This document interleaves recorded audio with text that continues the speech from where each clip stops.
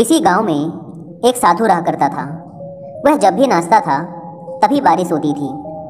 इसलिए गांव के लोगों को जब भी बारिश की ज़रूरत होती तब यह लोग उस साधु के पास जाते और उनसे अनुरोध करते कि वह नाचे।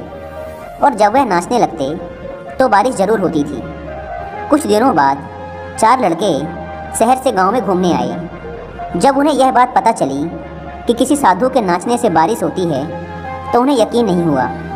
शहरी पढ़ाई लिखाई के घमंड में उन्होंने गांव वालों को चुनौती दे दी कि अगर हम भी नाचेंगे तो बारिश होगी, और अगर हमारे नाचने से बारिश नहीं हुई तो साधु के नाचने से भी बारिश नहीं होगी।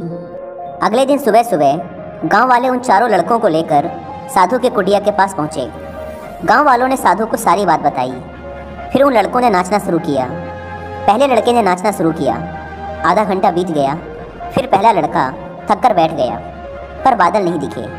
कुछ देर बाद दूसरे लड़के ने नाचना शुरू किया और 1 घंटे बीतते बीतते वह भी थक कर बैठ गया।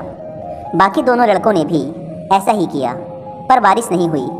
अब साधु की बारी थी। उसने नाचना शुरू किया। 1 घंटा बीत गया, पर बारिश नहीं हुई। साधु फिर भी नहीं रुका, वह नाचता ही रहा। नाचते नाचते 2 घंटे बीत गए, पर बारिश नहीं हुई। 4 घंटे बीत गए, पर बारिश नहीं हुई। लेकिन साधु तो रुकने का नाम ही नहीं ले रहा था। धीरे धीरे शाम ढलने लगी कि तभी बादलों की गड़गड़ाहट सुनाई दी और थोड़ी देर बाद जोरों की बारिश होने लगी। यह देखकर चारों लड़के दंग रह गए और तुरंत साधु से क्षमा मांगी। फिर चारों लड़कों ने साधु से पूछा, बाबा, भला ऐसा क्यों कि हमारे नाचने से बारिश नहीं हुई और आपके नाचने से बारिश हो गई? साधु ने उत्तर दिया, जब मैं नाचता हूँ तो 2 बातों का ध्यान रखता हूँ।